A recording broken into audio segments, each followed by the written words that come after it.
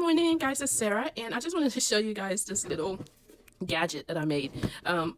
It's called a like cooling system. Some people call it swamp air condition. You know, there's different name for it, but we used to make these when we were little, and then also I make this when I go camping.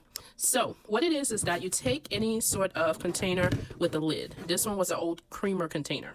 So I went ahead and put a hole in it using like one of these cups. You can do whatever. You can use an old spice, like a spice round container, just anything that's circled that you can cut. And there be nothing on the back, and you know where it's, you can put your fingers through it or whatever, okay, so air can flow. And I know it looks crazy because I hot glued this, and then you also need to cut open the top somehow. I also put a little hot glue on this. I'll tell you why in a minute. But what you do is that you fill this up with either ice and water, or in this case I'm actually going to put water up to the line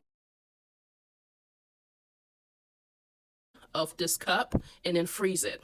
Okay, so once you have, whether it's ice water or just ice in here, you can put just ice cubes in here, whatever works for you. Then you'll go ahead and put your lid on it.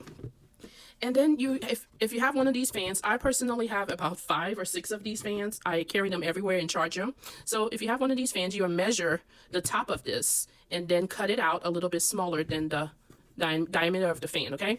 And on this end, I went ahead and put some hot glue on it. You don't have to, I just did, and it's dry, so I think it just kind of holds it better because I didn't want to permanently put the fan on, right? So what happens when you have the ice water or ice in here and you have your fan, you turn it on. I'll put it on the low setting, and then out here, out this end, comes really cold air.